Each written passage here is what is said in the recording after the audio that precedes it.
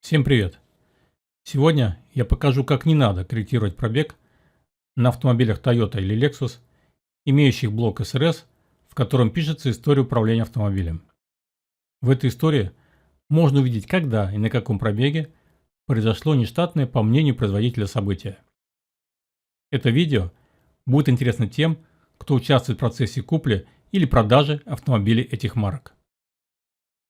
Речь пойдет о скрипте, продающегося в интернете и которым пользуются многие специалисты для корректировки пробега. Некоторые из них присылают мне результаты работы этого калькулятора. В основном, конечно, чтобы похвастаться приобретением или тем, что им дешево пересчитали историю. Все они слепо верят в безупречность его расчетов. Но это абсолютно не так. И я решил рассказать немного про то, как пишутся события в блок СРС и что этот скрипт делает неправильно. Рассмотрим пример. Перед нами фрагмент истории автомобиля Toyota Camry. Первое, что сразу бросается в глаза, это крайняя правая колонка. В ней отображается количество перезаписей в каждой определенной группе событий. Например, срабатывание системы ТРЦ – это одна группа, внезапное торможение – это другая, срабатывание системы АБС – третья и так далее. Все они пишутся в разные области памяти блока. И вот количество перезаписей в каждой области и отображается в этой колонке. Естественно, они не могут быть все одинаковые. А тут мы видим абсолютно одинаковые значения.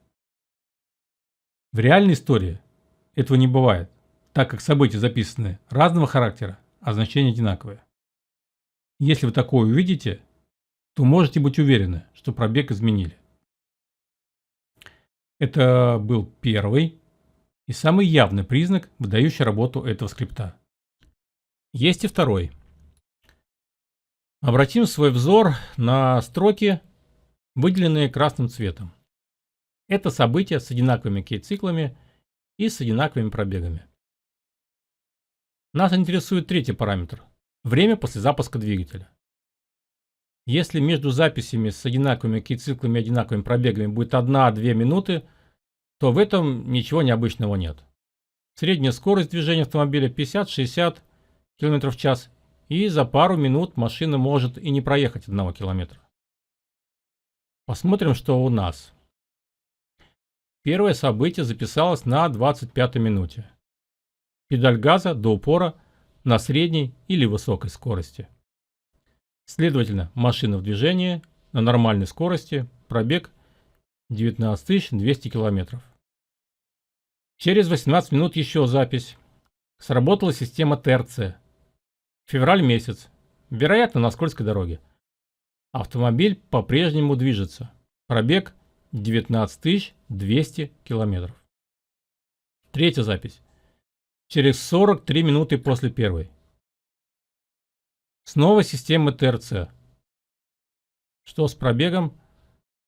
Пробег по-прежнему 19 200 км. Автомобиль ехал 43 минуты, но пробег не изменился. Вообще ни на 1 километр. В нашем примере есть и второй аналогичный случай с одинаковыми кейт-циклами и пробегами. Мы видим, что автомобиль двигался 20 минут на средней скорости без изменения пробега между записями. Вот и второй вариант, как можно проколоться при скрутке пробега. Но такие случаи с одинаковыми кейт-циклами и пробегами, с сильно разнесенными по времени, встречаются не всегда. Тогда я покажу вам улику номер 3. Переходим к алгоритму пересчета, который и стал причиной того, что мы увидели ранее. Открываем калькулятор. Возьмем любое событие в нашей истории. Например, последнюю запись. Пробег делим на кейт-цикл.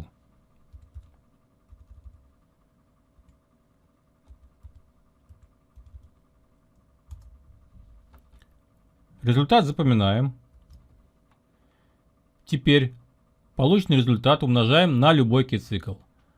Например, тот, который был в предыдущем случае.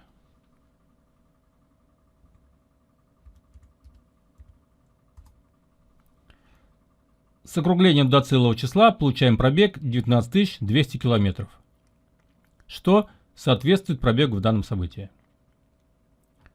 Давайте сделаем наоборот. Пробег из какой-нибудь записи разделим на запомненный результат.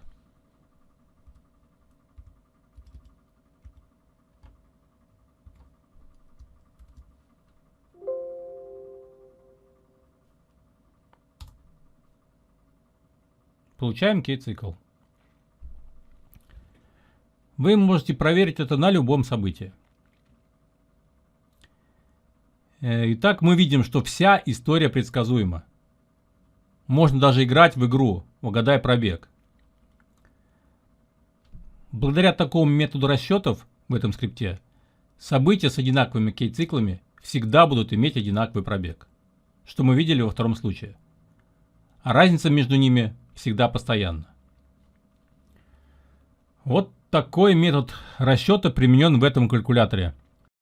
Но для нас такая корректировка неприемлема. Для себя и для наших заказчиков расчеты мы выполняем только вручную. Бывает, надо учесть дату и пробег, когда машина была у дилера. Или надо стереть какую-то неудобную для нас запись. Свой софт мы используем только для того, чтобы занести изменения в файл, который впоследствии записывается в блок. Теперь вы знаете, на что обратить внимание, если вы столкнулись с необходимостью пересчитать или проверить достоверность пробега автомобиля. На этом все. Будьте внимательны.